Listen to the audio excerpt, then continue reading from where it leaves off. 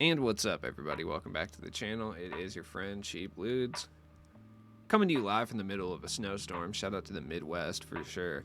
I got my comfy clothes on right now. I am chilling, dude.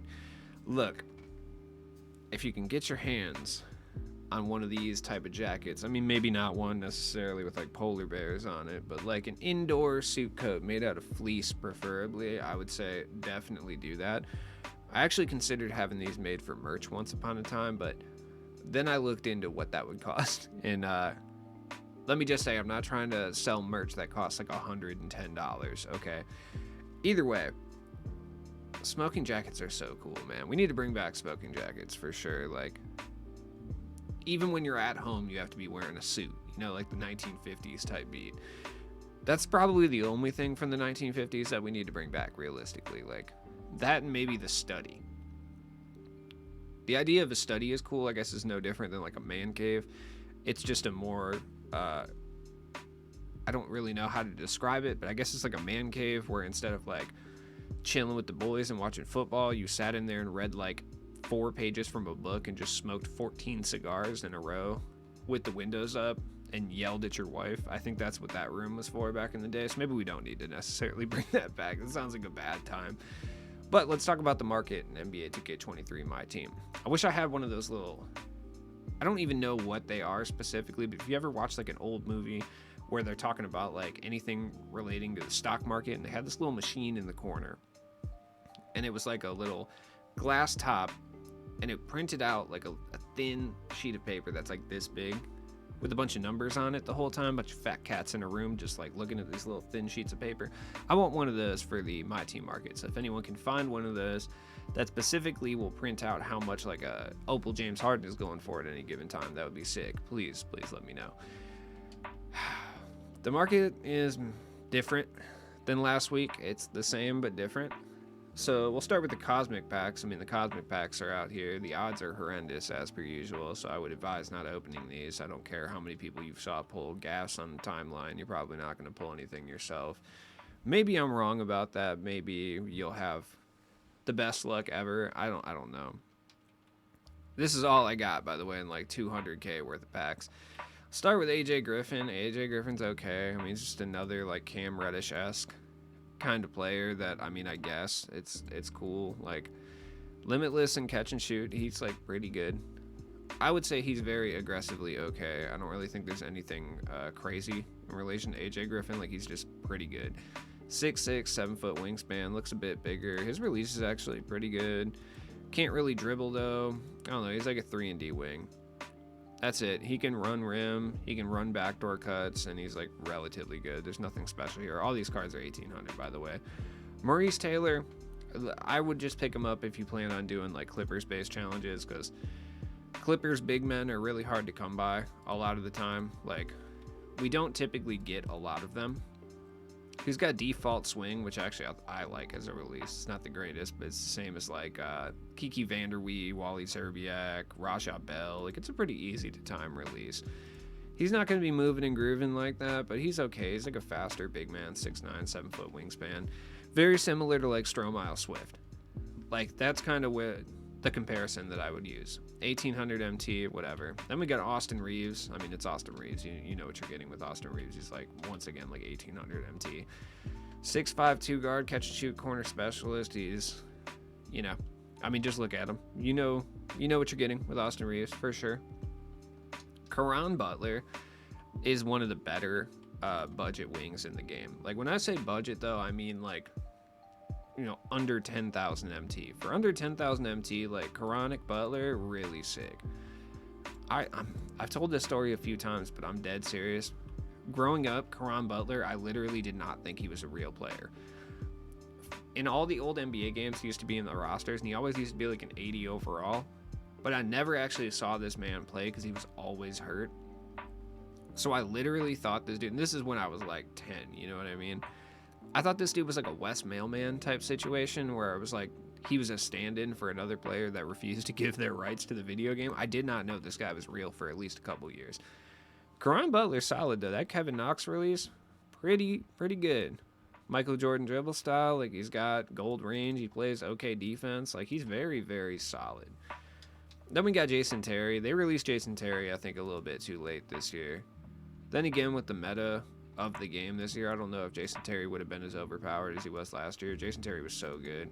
He's got a Keita Bates Diop release. I guess. Actually, it's a release I'm very familiar with because Spud Webb has it, and he's like pretty good. Once again, just another pretty good budget card. He's got really elite tendencies, by the way. Like, his defensive tendencies are very, very good. He comes standard with a bunch of shooting badges as well, like 90 pass intercept, 96 on-ball steal, 90 contest. Good stable of gold defensive badges as well, with like glove and clamps and stuff of that nature. So that's what's up. He also comes with like limitless range and agent 3s on Hoff. He's actually really good. I would say he's up there in like a top budget point guard as well.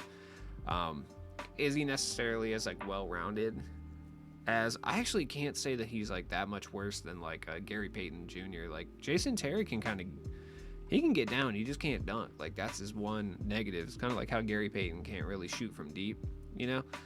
It just kind of depends what you're looking for, but he's pretty good. Then we got Cat. Cat might be one of the best rebounding cards in the game. Like, I'm dead serious. He's so irritating. Like, I think it's because he's got that big player build. Like, he's a chunky boy in the game, so I feel like that's probably why he's as good as he is.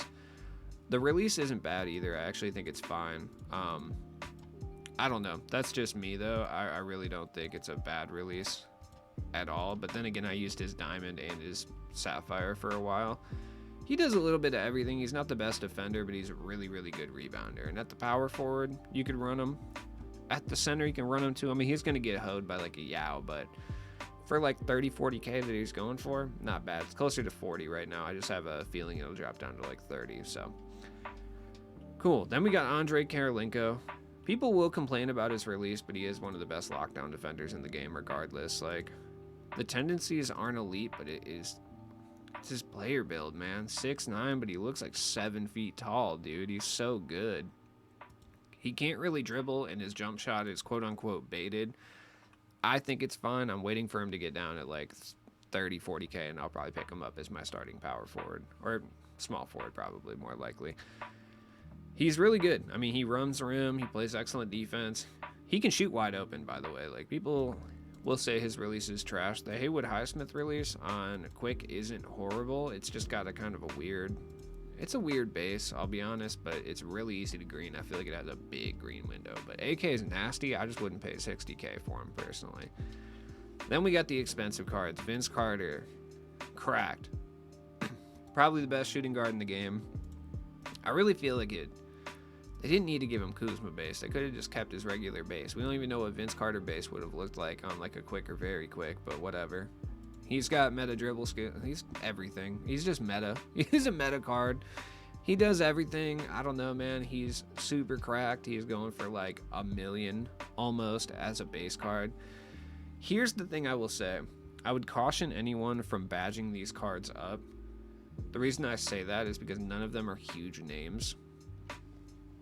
So it's like, if you put 50 Hoff badges on a Vince Carter, I don't think you're going to break the auction house, especially because of this guy who just came out last week. Yao kind of bankrupted a lot of people's MT stashes. When you're spending $2 million for one single card, you're probably not willing to spend another couple mil the next week. And I think people just know that like more fire cards are coming. So if you have a Vince Carter, just put him up base. You're not going to make that much more MT.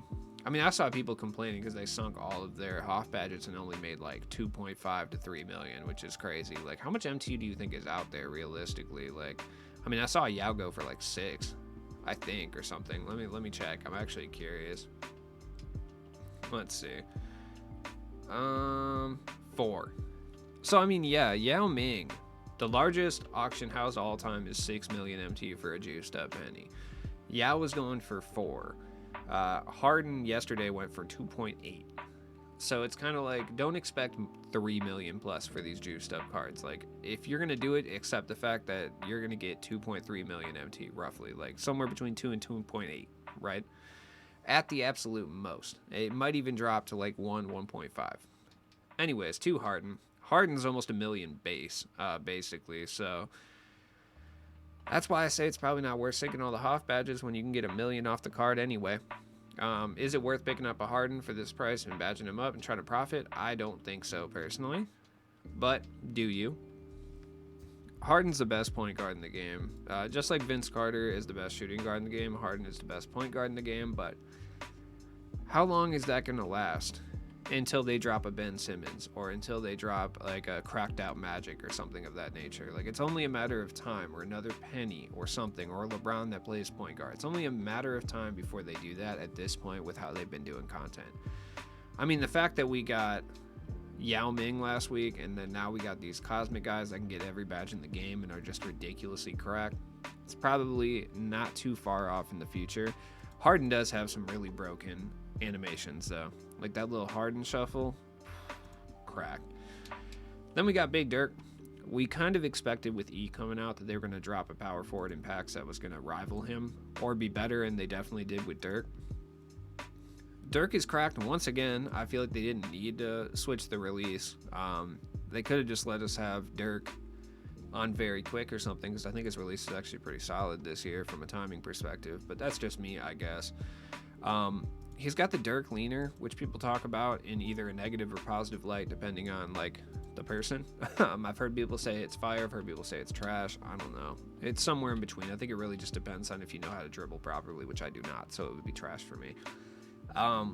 Once again, same price. Every single one of these cards base is going for over 500k at the absolute lowest. So this is a set of haves or have-nots. If you pulled one of these three cards, you're doing good. If you pulled any of these, you're not doing so hot. Or if you're like me and you just pulled these three guys, you're doing super bad. Like, super bad. Now let's look at Yao. I mean, Yao is still almost 2 million. There's no Yaos up because there's really, like, anybody who would be able to buy Yao isn't selling Yao. The only people putting them up are people who got lucky in packs and looking for the MT. So it's like, most of the Yaos that are out there are in collections. Not a lot of people are selling them. So you're not going to have a lot of these guys up at the current moment. That being said, I mean, if you're big on Yao, dude, like, go pick him up. Like, if you want him. If you want to be competitive, sure, surely. Kawhi Leonard's down horrendous, by the way, which I don't really have the MT to pick this guy up, but if I did, like, if I had like 1 million MT, I would pick up Kawhi for like 100. He's really good. I feel like people just kind of, he's not cracked, so that's the difference there, you know. Lamar Odom's down in price a little bit just due to AK.